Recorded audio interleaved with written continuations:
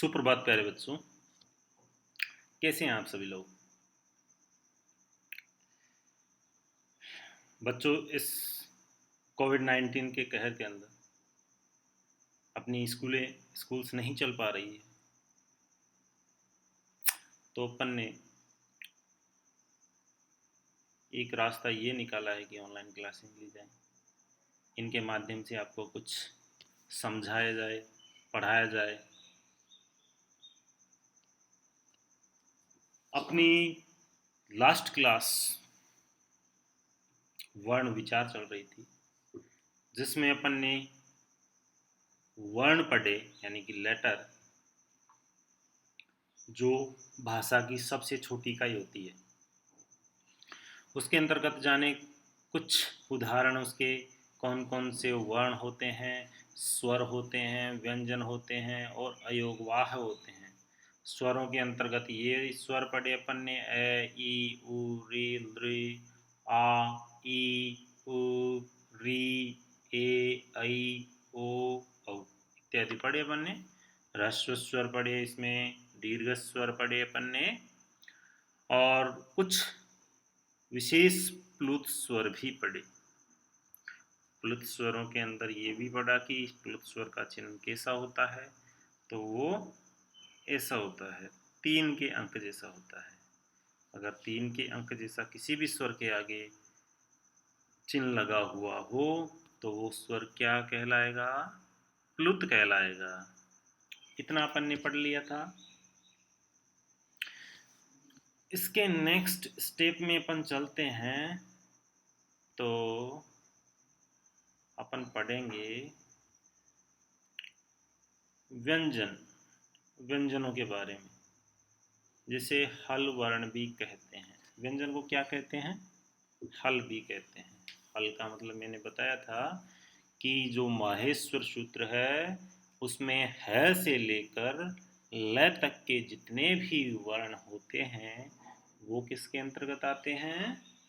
व्यंजनों के अंतर्गत आते हैं। इसी प्रकार स्वरों में अच स्वर पढ़े थे। अचः स्वरा, यानी अच को ही स्वर कहा जाता है, क्योंकि अ से लेकर च तक के जितने भी वर्ण है अपने माहेश्वर सूत्रों के अंतर्गत, वो सब किस में आते हैं? स्वरों के अंतर्गत आते हैं। इतना तो अपन ने पढ़ा था। अब व्यंजन देख लेते हैं।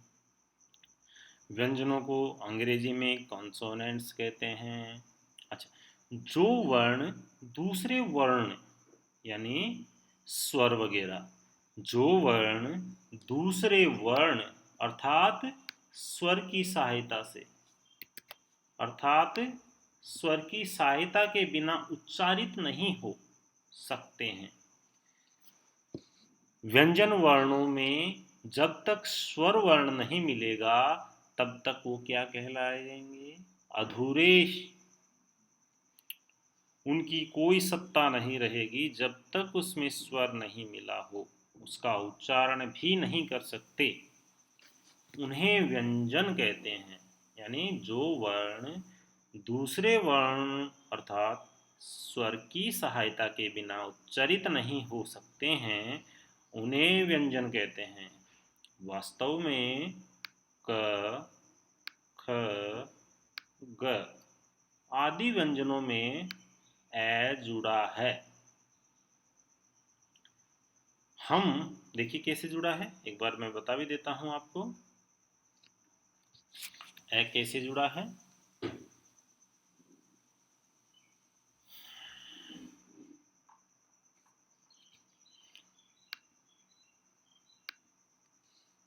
इसमें क्या है, एक तो क है जो हलंत है, ठीक है, प्लस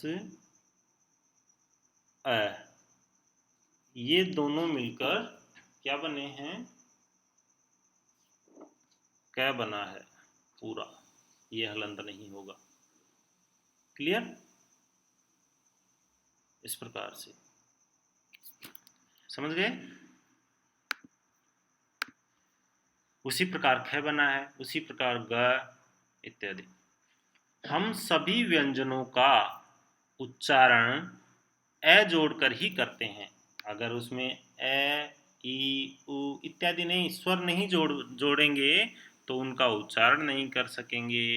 यथा क क, अभी पढ़ा अपन ने, ख ख। स्वर रहित व्यंजन के नीचे, स्वर रहित व्यंजन के नीचे हल्का चिन्ह, ये वाला चिन्ह अभी लगाया अपन ने, ये वाला चिन्ह, हल्का चिन्ह लगाया जाता है। क्योंकि हलंत जब लगता है तो वो व्यंजन क्या माना जाता है? अधूरा, स्वर रहित। जैसे व्यंजन क में अरहित रूप क्या होगा? ये वाला होगा।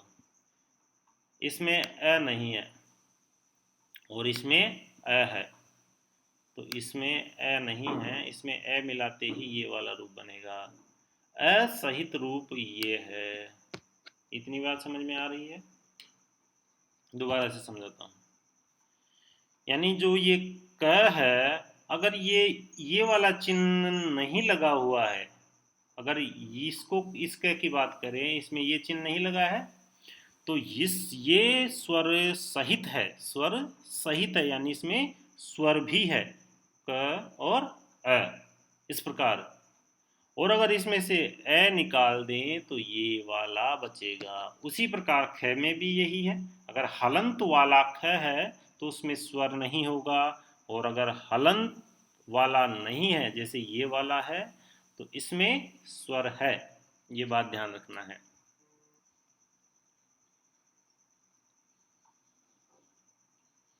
व्यंजनों का वर्गीकरण, क्लासिफिकेशन ऑफ कॉन्सोनेंट्स।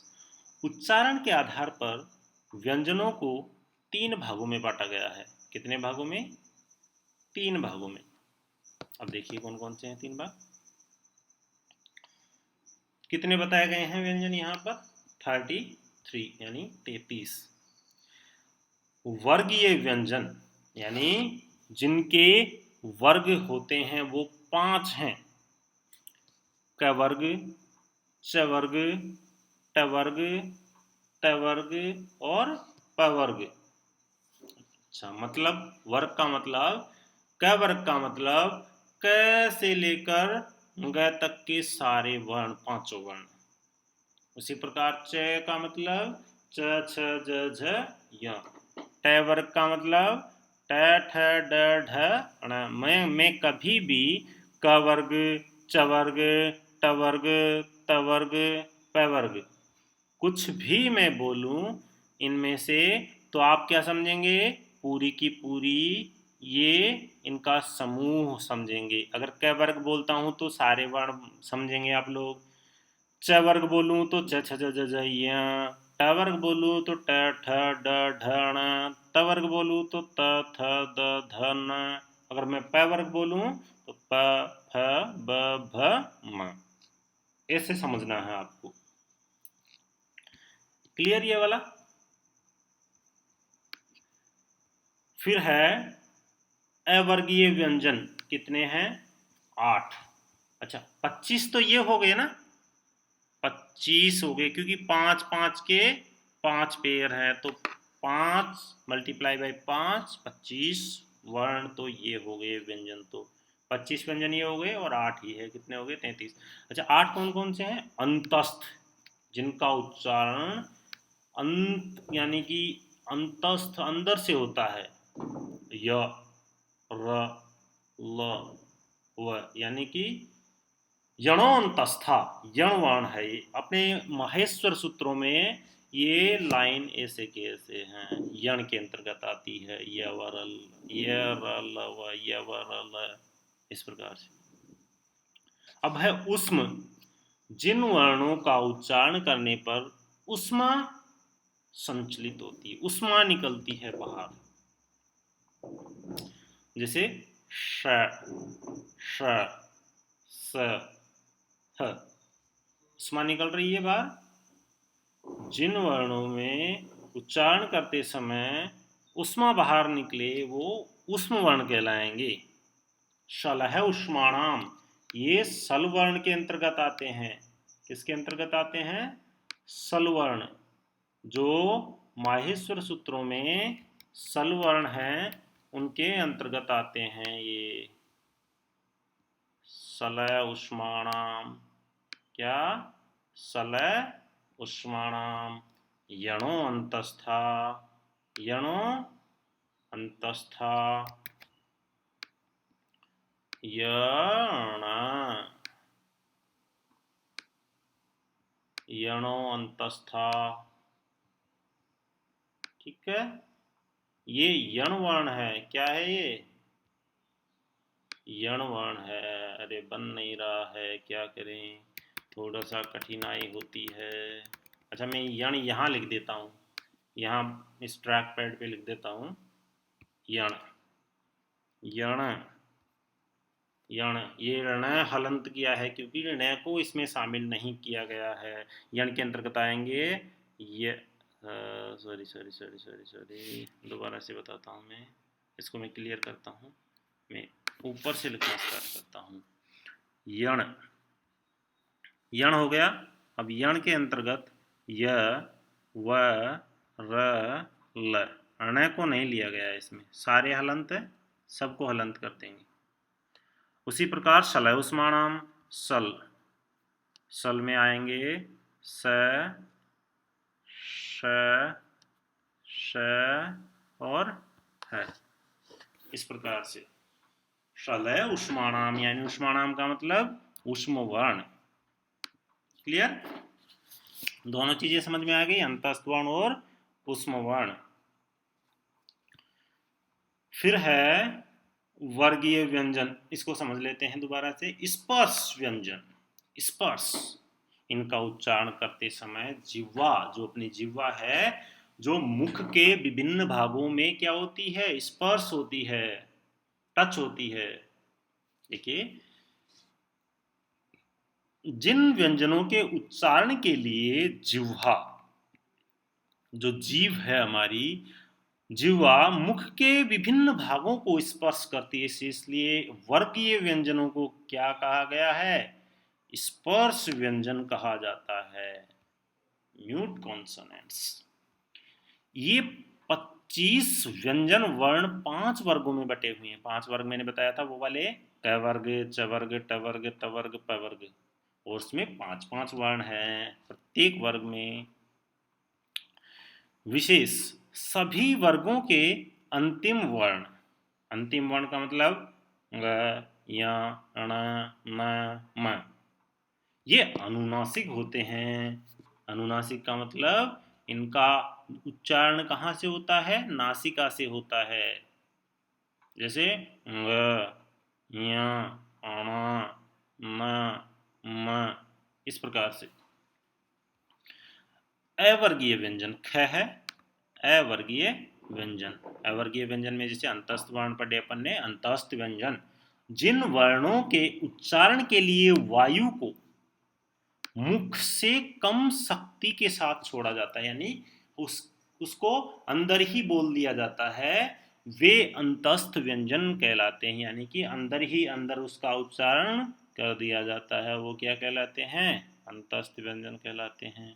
और ये कितने हैं? 4 हैं ये। कौन कौन से? य, र, ल, व, इसको ये से बोल सकते हैं य, व, र, ल।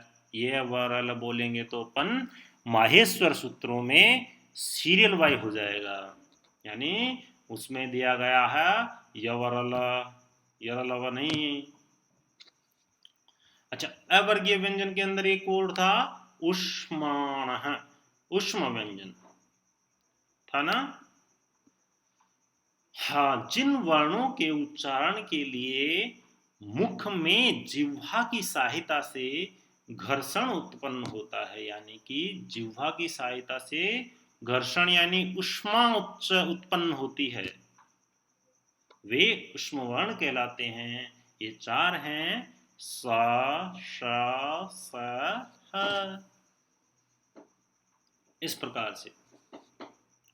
क्लियर? उसके बाद में है अयोग वाह। ये वर्ण संस्कृत भाषा में 2 प्रकार के होते हैं। एक तो होता है अनुस्वार, अनुस्वार का नाम सुना है। और एक होता है विसर्ग, विसर्ग का मतलब दो बिंदियां जो आगे होती है वो वाले, इस प्रकार से जो बिंदियां होती है वो विसर्ग होता है। और ऊपर अगर बिंदी लगी हुई है किसी भी स्वर या व्यंजन के ऊपर तो वो क्या कहलाएंगे? अनुस्वार कहलाएंगे। क्लियर? तो अनुस्वार के बारे में बात करते हैं। तो अनुस्वार इस प्रकार का चिन्ह दिखाई देगा किसी भी वर्ण के ऊपर।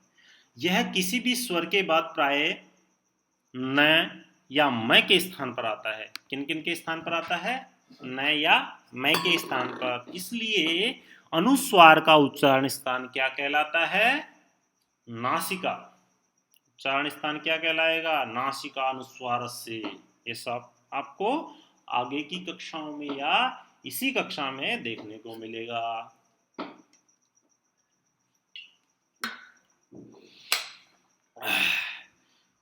देखिए, जैसे गृहम गच्छति है के ऊपर अनुस्वार है ना? गृहम के मैं के स्थान पर ये प्रयुक्त हुआ है, इसका मतलब ये क्या है? अनुस्वार। विसर्ग, विसर्ग का चिन्ह ये वाला होगा। विसर्ग का प्रयोग स्वर के बाद पृथक रूप से किया जाता है, अलग से किया जाता है। जैसे बालक है, इसमें विसर्ग लगा दिया गया। वृक्ष है, देव है इत्यादि, तो ये विसर्ग हो गए। क्लियर? यहाँ तक पढ़ेंगे आज। बाकी की क्लास में कल पढ़ेंगे वर्ण को संयोग कैसे करते हैं, वर्ण संयोग कैसे होगा, वर्णों का संयोजन कैसे होगा, इस प्रकार से कल पढ़ेंगे। इसी के साथ में अपनी क्लास को यहीं पर समाप्त करते हैं। और मैं आपके उत्तम स्वास्थ्य की मंगल कामना करता हूँ। आप स्वस्थ रहेंगे, अपने परिवार वालों को स्वस्थ रखेंगे, अपना ध्यान रखेंगे, अपने परिवार वालों का ध्यान रखेंगे और उनके साथ में अपनी कक्षाओं का आनंद लेते हुए अपनी पढ़ाई को कतई ही खराब नहीं करेंगे। अच्छे से पढ़ाई करेंगे, हर सब्जेक्ट को साथ लेकर चलेंगे। इसी में आपसे आशा करता हूँ। जय हिंद, वंदे मातरम।